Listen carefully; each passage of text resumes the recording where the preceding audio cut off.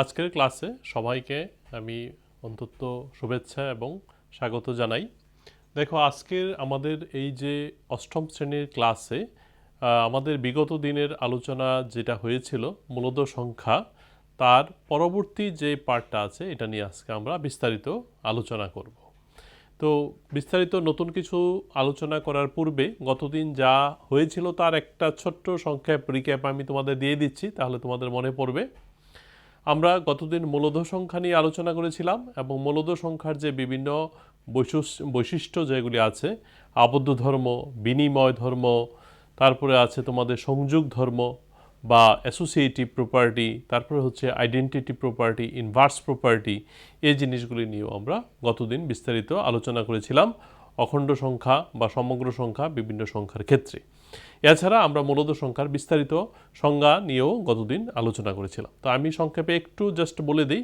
আমাদের মনে আছে যে সংখ্যাগুলোকে আমরা পি বাই কিউ আকারে প্রকাশ করতে পারি এবং কিউ বা হরের যে পার্টটা নট ইজিক্যালস টু জিরো, এবং লব এবং হর অর্থাৎ পি এবং কিউ এর মধ্যে কোনো সাধারণ গুণিতক এক ছাড়া থাকতে পারবে না, সেই সংখ্যাগুলোকে বলা হয় মূলদ সংখ্যা। Numbers which can be expressed as p by q where q not is equals to 0 and no common factor other than 1 between p and q, those numbers are called rational numbers. তাহলে চলো আমরা rational নাম্বারসগুলো কিসের উপরে dependent ছিল মনে আছে তো? স্বাভাবিক সংখ্যা। তাহলে স্বাভাবিক সংখ্যা কিসের থেকে শুরু হয়? 1 2 3। তার সঙ্গে যদি আমরা শূন্য যুক্ত করে দেই 0 1 2 3, তাহলে আমরা পেয়ে যাই হোল নাম্বারস বা সমগ্র সংখ্যা। এছাড়া আমরা যত পূর্ণ সংখ্যা আছে যেমন 0 1 2 3 4 -1 -2 -3, এই সবগুলি পূর্ণ সংখ্যাকে একত্রে আমরা বলছি অখণ্ড সংখ্যা। এছাড়া আছে কি ভগ্নাংশ, হ্যাঁ, বা ফ্র্যাকশন যে পার্টগুলো, এই সমস্ত সংখ্যাগুলিকে আমরা একত্রিত করে যখন একটা নাম্বার লাইনে প্রকাশ করব তখন তাকে আমরা বলছি মূলদ সংখ্যা। আরেকভাবে আমরা এভাবে প্রকাশ করতে পারি। তাহলে তোমরা দেখো, আমি একটু ছোট্ট রিক্যাপ দিচ্ছি যে আমাদের যে সংখ্যাগুলো আছে, যেমন মনে করো স্বাভাবিক সংখ্যা, হ্যাঁ, 0 1 2 3 4 এভাবে এটা চলছে। তাহলে আমাদের যে স্বাভাবিক সংখ্যা শুরু হয়েছিল কোথা থেকে? এই যে 0 থেকে অসীম পর্যন্ত তার যে নাম্বার লাইনটা, এটা হচ্ছে স্বাভাবিক সংখ্যা। নেক্সট হচ্ছে আমাদের, আমরা যদি 0 থেকে শুরু করি তাহলে 0 1 2 এভাবে যদি আমরা যাই, তাহলে এখন কিন্তু আমরা শুরু করছি কোথা থেকে? 0 থেকে। তখন আমরা পেয়ে যাব সমগ্র সংখ্যা বা হোল নাম্বার। নেক্সট হচ্ছে দেখো, আমরা দেখাচ্ছি অখণ্ড সংখ্যা। তাহলে অখণ্ড সংখ্যা কোনগুলো একটু ছবিতে দেখে নাও। 1 2 3 এভাবে চলছে, -1 -2 চলছে। তাহলে ধনাত্মক, ঋণাত্মক এবং শূন্য সহ সমস্ত সংখ্যাগুলোকে আমরা বলছি অখণ্ড সংখ্যা বা পূর্ণ সংখ্যা। আর এছাড়া এটা হচ্ছে তোমাদের ইন্টিজার বা অখণ্ড সংখ্যা।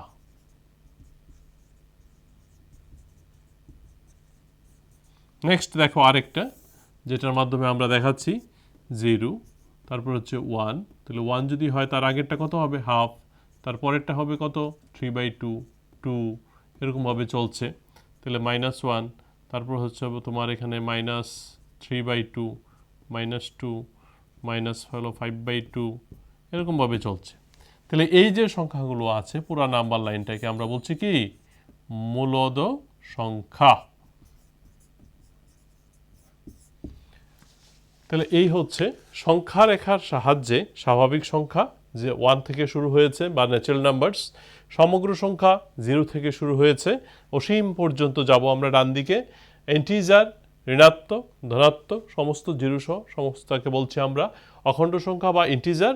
আর মূলদ সংখ্যা যার মধ্যে কিন্তু 0 1 2 3 ফ্র্যাকশন সবাই আছে, এটা হচ্ছে মূলদ সংখ্যা রেখা। এখন চলো এটার উপরে বেস করে আমরা 1-2টা অঙ্ক দেখাই। চলো এই নিয়মের উপরে বেস করে তোমাদের অনুশীলনীতে যে অঙ্কগুলো আছে সেটা নিয়ে আমি একটু আলোচনা করছি। নিয়ম 1-2।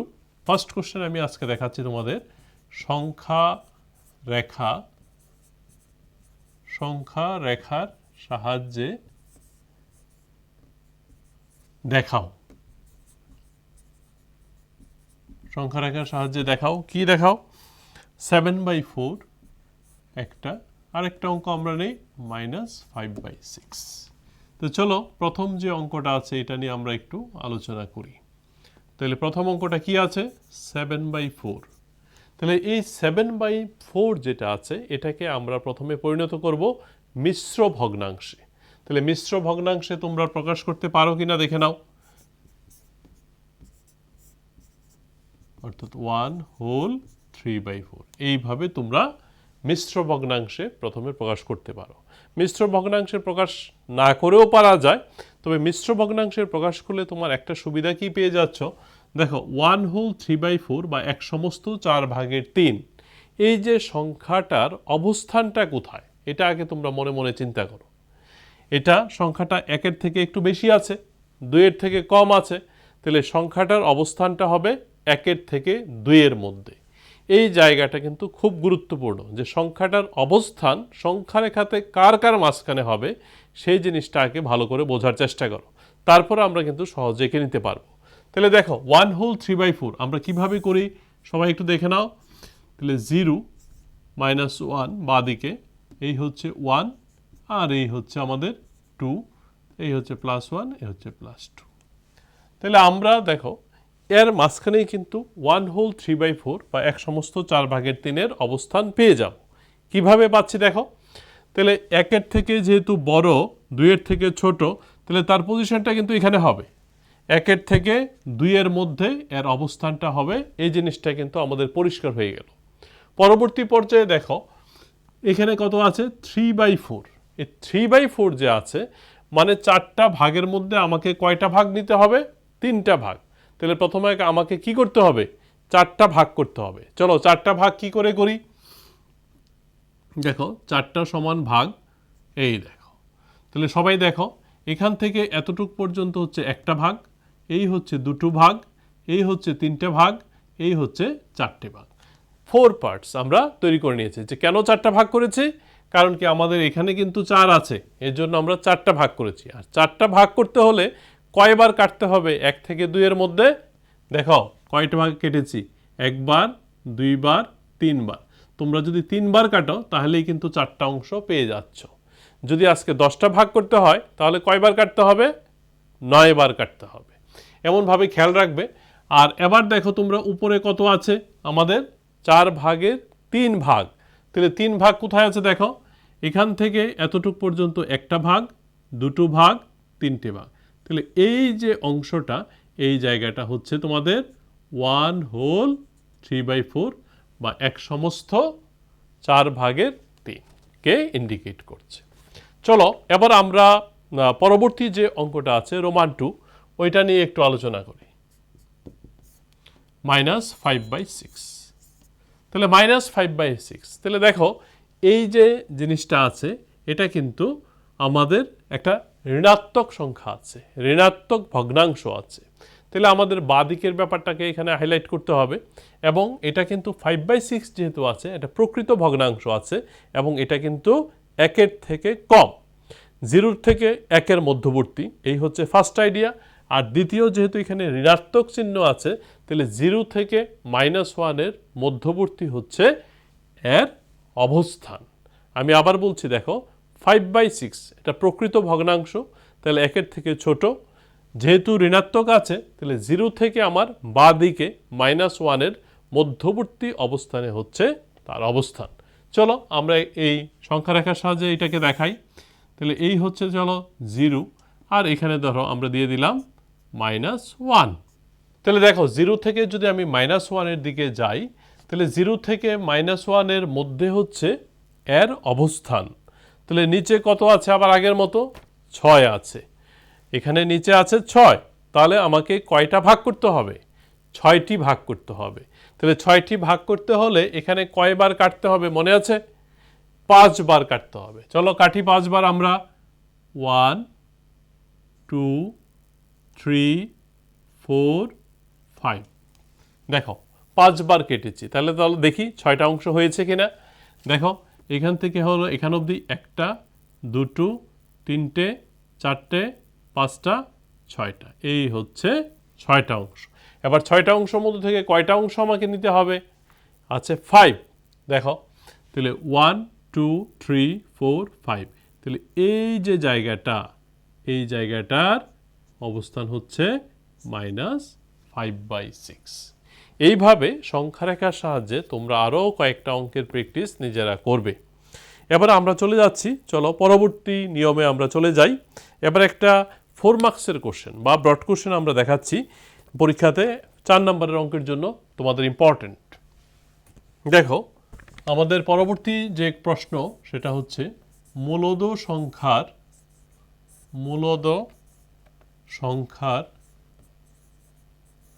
ধর্ম, মূলদ সংখ্যার ধর্ম প্রয়োগ করে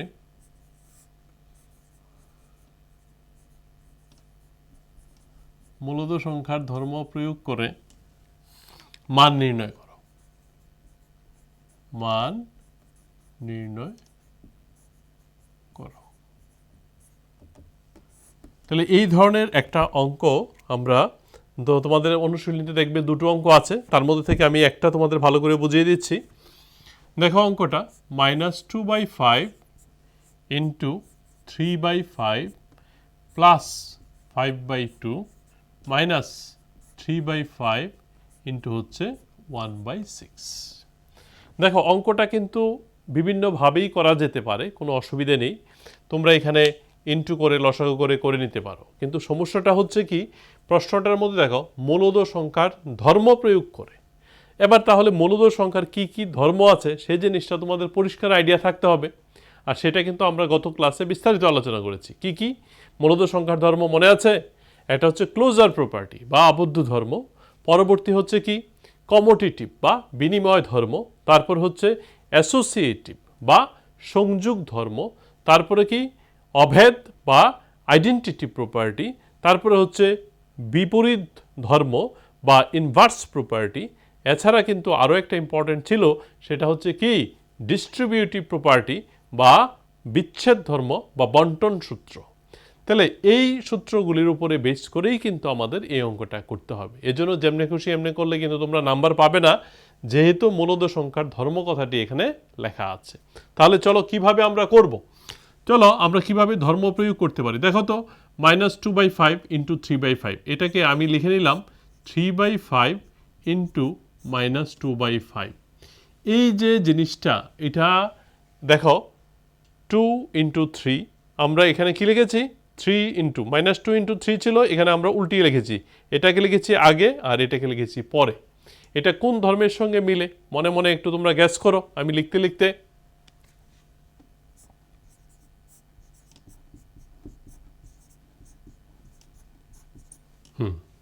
তাহলে দেখো মনে পড়ছে কি না, এটা হলে পড়েছে কার সঙ্গে, কোন প্রপার্টির সঙ্গে পড়েছে? a into B is equal to B into A. a into B অর্থাৎ 2 ইন্টু 3 যা হয় 3 ইন্টু 2 কিন্তু তাই হয়। আর এই ধর্মটাকে বলা হচ্ছে বিনিময় ধর্ম বা কমোটেটিভ প্রপার্টি। তাহলে তোমরা দেখো এটাকে যদি মনে মনে এ ভাবো, তাহলে a ইন্টু বি, তাহলে আমি কি লিখেছি বি ইন্টু এ, জাস্ট উল্টিয়ে দিয়েছি। তাহলে আমরা এই জায়গার মধ্যে কি প্রয়োগ করেছি? বিনিময় ধর্ম। এটা অবশ্যই আমরা ব্র্যাকেটে লিখতে হবে, বিনিময় ধর্ম বা কমোটেটিভ প্রপার্টি তোমরা লিখবে। নেক্সট পরবর্তী তোমরা দেখো একটু ভালো করে দৃষ্টিপাত করো, এই যে আন্ডারলাইন যে পার্টটা আছে এই অংশ দুটোর মধ্যে কি কোনো মিল তোমরা খুঁজে পাচ্ছ? কোন অংশটা মিল আছে দেখো তো, সবাই দেখো 3/5 3/5 মিল আছে তো। তাহলে 3/5টাকে যদি আমি কমন নিয়ে নিই, 3/5 ইন্টু -2/5 মাইনাস 1/6 প্লাস 5/2। তাহলে এই যে সূত্রটা এখানে যে আমি কমন নিলাম, এটা কি কোনো সূত্রের সঙ্গে মিলে কিনা আমরা যে গতদিন আলোচনা করেছিলাম? দেখো চিন্তা করে, এই সূত্রটা মিলে হচ্ছে, দেখো তোমরা গতদিন আমি একটা বুঝিয়েছিলাম a into B plus C is equal to a into B plus a into C. এই যে প্রপার্টিটার কি নাম মনে পড়ছে? এই প্রপার্টিটার নাম হচ্ছে ডিস্ট্রিবিউটিভ প্রপার্টি। বা বিচ্ছেদ ধর্ম বা বন্টন সূত্র। তাহলে আমরা এই লাইন থেকে এই লাইনে কোন সূত্রটা প্রয়োগ করলাম? ডিস্ট্রিবিউটিভ প্রপার্টি বা বিচ্ছেদ ধর্ম। চলো এটা আমরা ব্র্যাকেটে লিখে নিচ্ছি, বিচ্ছেদ ধর্ম। ঠিক আছে, তাহলে এই দুটো ধর্ম আমাদের ব্যবহার হয়ে গেল। এখন আমাদের বেশি আর প্রেশার নেই, আমরা এখন ফটাফট কাজ করে নেব। 3/5 ইন্টু, এখানে তোমরা তো জানোই 5 আর 6 এর লসাগু হচ্ছে 30 প্লাস 5/2, 3/5 ইন্টু 17 হচ্ছে 30 প্লাস 5/2 মাইনাস 17, 3 দিয়ে যদি তোমরা এটাকে কাটো তাহলে হয় 10, 50 প্লাস হচ্ছে 5/2। এটাকে যদি আমরা আবার লসাগু করি তাহলে 50 minus 17 plus equal to 108 by হচ্ছে 50। তাহলে আমরা লিখতে পারি 54 বাই হচ্ছে তোমাদের কত 25, 4/25। তাহলে দেখো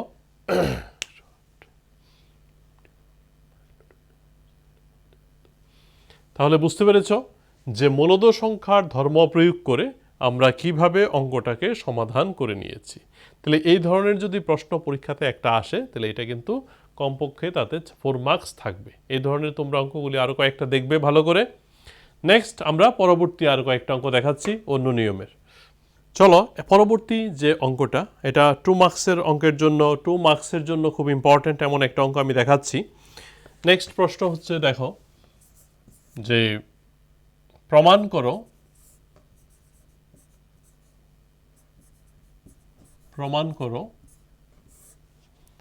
minus x is equal two হচ্ছে এক্স। যখন একটা কোশ্চেন তোমাদের দেওয়া আছে এক্স ইজ ইকুয়ালস টু 11/15, তাহলে এক্স ইজ ইকুয়াল টু হচ্ছে 11/15। তাহলে এটাকে আমরা এই জিনিসটা প্রমাণ করতে হবে। তাহলে এক্স ইজ ইকুয়ালস টু, দেখো আনসার,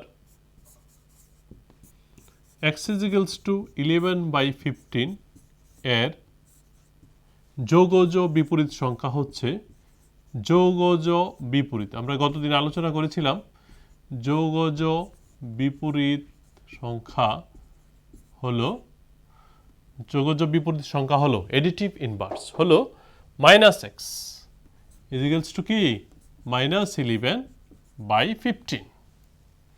এর যৌগজ বিপরীত সংখ্যা মাইনাস এক্স, এক্সের বিপরীত হচ্ছে মাইনাস এক্স, 11/15 এর বিপরীত হচ্ছে মাইনাস 11/15। তাহলে এবার চলো কি আসে, এখন 11/15 প্লাস মাইনাস 11/15, দেখো কত আসে, 0 আসে।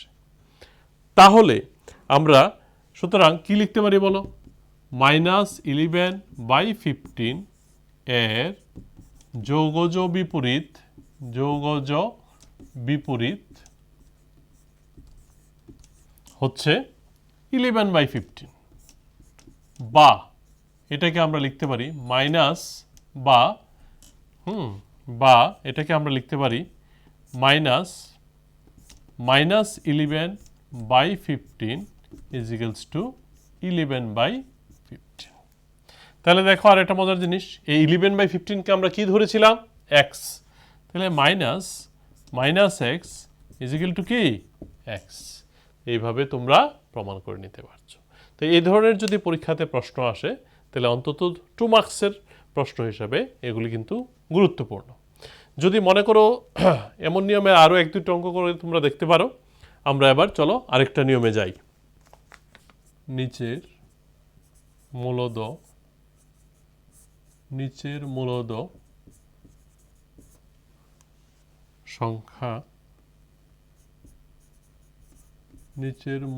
সংখ্যাগুলোর গুণের বিপরীত সংখ্যা লেখো। গুণের বিপরীত সংখ্যা লেখো। গুণের বিপরীত সংখ্যা অর্থাৎ মাল্টিপ্লিকেটিভ ইনভার্স আমাদের বের করতে হবে। কয়েকটা আমরা নিয়ে নেই অঙ্ক, যেমন -13 মাইনাস ধরো 1/5, তারপরে ধরো -1, আর একটা নিলাম -5/8 ইন্টু -3/7।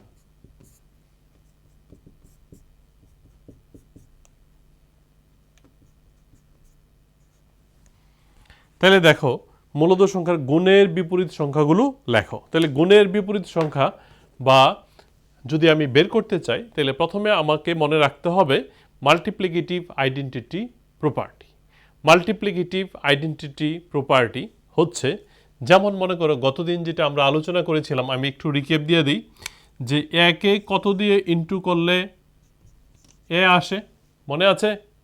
একে 1 দিয়ে ইন্টু করলে এ আসে। অথবা তাহলে একে 1 দিয়ে যদি আমরা ইন্টু করি তাহলে এ আসে, তাহলে এর এখানে 1 হচ্ছে মাল্টিপ্লিকেটিভ আইডেন্টিটি এলিমেন্ট, গণজ অভেদ এলিমেন্ট হচ্ছে এখানে 1।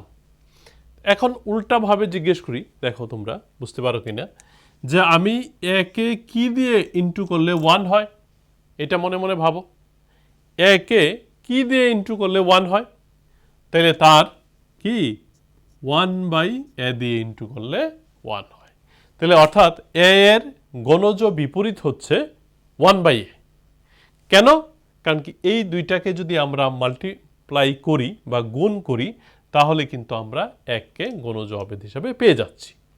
তাহলে a/b এর a/b, তাহলে a/b এর মাল্টিপ্লিকেটিভ ইনভার্স বা গণজ বিপরীত কি হবে?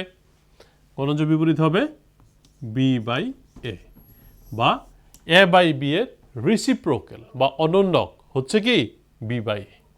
আরেকটা এখানে একটা সংক্ষিপ্ত কথা আমি তোমাদের আরেকটু নলেজে দিয়ে রাখি, সেটা হচ্ছে যে বলতো কোন জিনিসটার মাল্টিপ্লিকেটিভ ইনভার্স হবে না, এটা তোমরা দেখো আইডিয়া করতে পারো কিনা।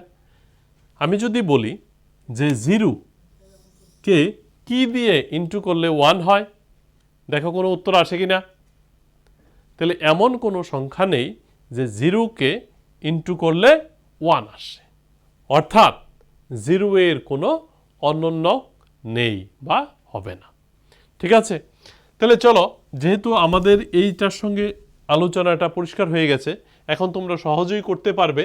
তাহলে -13 রোমান 1 -13 এর গুণের বিপরীত সংখ্যা, গুণের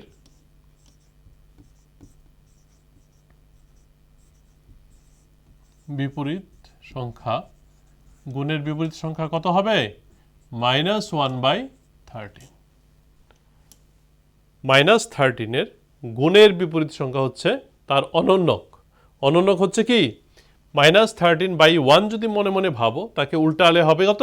-1/13। তার কারণটা যদি মনে করো দেখাতে চাও তোমরা, তাহলে এভাবেও আরেকটু সুন্দর করে লিখতে পারো। কারণ -13 ইন্টু -1/13, দেখো 13 ক্যান্সেল, মাইনাস মাইনাস চলে আসলো কত? +1। গণজ অভেদটি কিন্তু চলে আসছে, এই হচ্ছে তার কারণ। তাহলে এবার দ্বিতীয়গুলি আমরা সংক্ষেপে করে নেই। দেখো 1/5, তাহলে 1/5 এর কি গুণের বিপরীত সংখ্যা, গুণের বিপরীত সংখ্যা কত হবে? 5। রোমান 3, দেখো তাহলে রোমান 3-তে কি আছে? -1, তাহলে -1 এর গুণের বিপরীত সংখ্যা কত হবে? -1ই হবে, কারণ কি -1 ইন্টু -1 মিলে কত হয়? +1। তাহলে -1কে যদি আমরা রেসিপ্রোকাল করি, অনন্যক নির্ণয় করি, তাহলে কিন্তু -1ই থাকছে। নেক্সট হচ্ছে দেখো 4 -5/8 ইন্টু -3/7।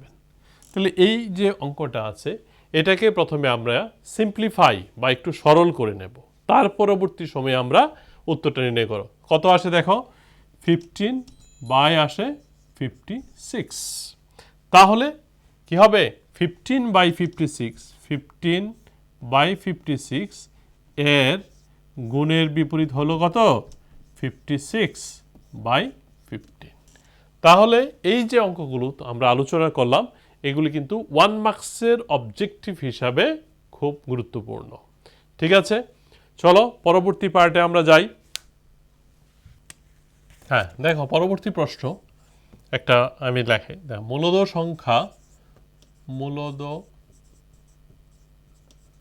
সংখ্যা 6/13 -7/16 এর অন্যন্যক দিয়ে গুণ করো। মূলদ সংখ্যা 6/13 -7/16 এর অন্যন্যক দিয়ে গুণ করো। এই যে প্রশ্নের তার প্রশ্নের মানটা তোমরা মনে মনে ভাবতে পারো, এটার যে নম্বর কত মার্কস থাকতে পারে 2 মার্কসের কোশ্চেন হিসেবে তোমরা ভাবতে পারো, এটা থাকতে পারে। তাহলে মূলদ সংখ্যা 6/13 -7/16, তাহলে দেখো প্রথমে 6/13 আমার মাল্টিপ্লাই করতে হবে। কি দিয়ে মাল্টিপ্লাই করতে হবে? -7/16 এর অন্যন্যক দিয়ে। তাহলে -7/16 এর অন্যন্যক অথবা গুণজ বিপরীত মনে আছে? চলো আমরা লিখি -7/16 এর অন্যন্যক হলো -16/7। তাহলে 6/13 আমরা কি দিয়ে গুণ করব? 6/13 এর অন্যন্যক অর্থাৎ -16/7 দিয়ে গুণ করব। তাহলে -96 বাই হচ্ছে কত 91। তো এই ধরনের আরও 1-2 অঙ্ক আছে তোমাদের অনুশীলনীতে, তোমরা দেখতে পারো।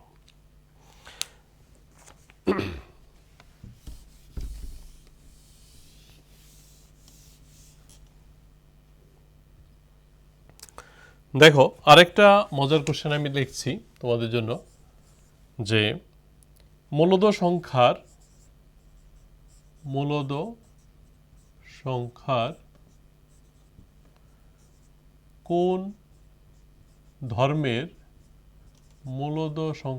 কোন ধর্মের জন্য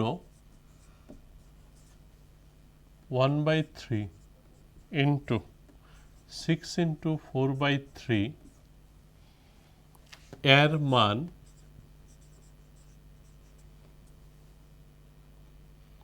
1/3 ইন্টু 6 ইন্টু 4/3 এর সমান হবে। তাহলে দেখো সবাই একটু ভালো করে কোশ্চেনটা, যে মূলদ সংখ্যার কোন ধর্মের জন্য 1/3 ইন্টু 6 ইন্টু 4/3 এর মান 1/3 ইন্টু 6 ইন্টু 4/3 এর মানের সমান হবে। তাহলে দেখো দুটোটা জিনিস যদি আমরা একটু অ্যানালাইসিস করি ভালো করে, 1/3 ইন্টু 6 ইন্টু 4/3 এই হচ্ছে একটা পার্ট, আর 1/3 ইন্টু 6 ইন্টু হচ্ছে 4/3। তাহলে তোমরা দেখো তো এটার সঙ্গে যুক্ত কোনো প্রপার্টি তোমরা পড়েছো কিনা, সেই জিনিসটা যদি তোমরা মনে করতে পারো তাহলেই অঙ্কটা হয়ে যায়। তাহলে দেখো এই জিনিসটাকে যদি আমরা একটু মনে মনে ABC দিয়ে লিখি তাহলে এটা কিসের সঙ্গে দেখতে হয় দেখো তো। আমি এটাকে এ ধরলাম, A into B into C, আর এখানে দেখো তো A into B into C. তাহলে দেখো বুঝতে পেরেছো কি না? তাহলে A into B into C, A into B সঙ্গে ইন্টু হচ্ছে সি। তাহলে এই যে ব্র্যাকেটের যে পরিবর্তন, এই ব্র্যাকেটের সঙ্গে যুক্ত এটা কোন ধর্মের সঙ্গে মিলেছে? এটা মিলেছে সংযোগ ধর্ম বা অ্যাসোসিয়েটিভ প্রপার্টি। তাহলে দেখো মূলদ সংখ্যার কোন ধর্মের জন্য সমান হবে? তাহলে আমরা উত্তর কি লিখব? অ্যাসোসিয়েটিভ প্রপার্টি বা সংযোগ ধর্মের জন্য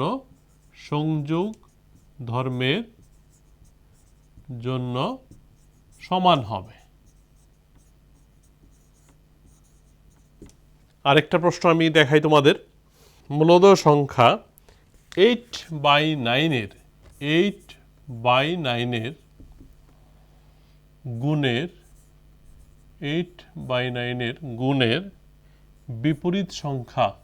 গুণের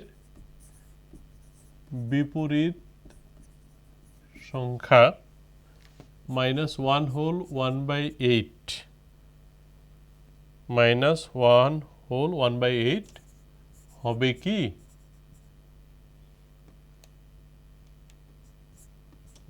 যুক্তি দাও।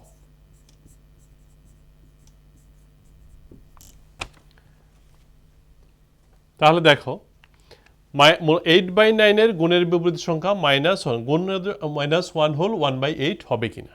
চলো আমরা গুণের বিপরীত সংখ্যা হওয়ার ধর্মটা কি মনে আছে নি? এর সঙ্গে কোনো তার গুণজ বিপরীত কি 1/a, এই দুইটাকে দিয়ে যদি আমরা মাল্টিপ্লাই করি, চলো আমরা একটু আগের এই জিনিসটা একটু নিয়ম মেনে দেখাই। a ইন্টু 1/a কত হয়? 1। তাহলে এর সঙ্গে 1/a মাল্টিপ্লাই করলে কত আসলো? 1। তাহলে a এর গুণজ বিপরীত হলো 1/a। তাহলে অর্থাৎ এই সংখ্যাটা এবং তার বিপরীত সংখ্যাটা, এই দুটোর গুণফল যদি 1 হয় তাহলেই কিন্তু একটি আরেকটির গুণজ বিপরীত হবে। তো চলো দেখি দুইটার সংখ্যার গুণফল কি হয়। 8/9 ইন্টু মাইনাস 1 হোল 1/8, তাহলে 8/9 ইন্টু মাইনাস 9/8, তাহলে কত আসে দেখো তো সবাই? -1। -1, তাহলে কি 1 কি আসলো? আসেনি। তাহলে নট ইজিক্যালস টু 1, তাহলে মূলত গুণের বিপরীত সংখ্যা হবে কি?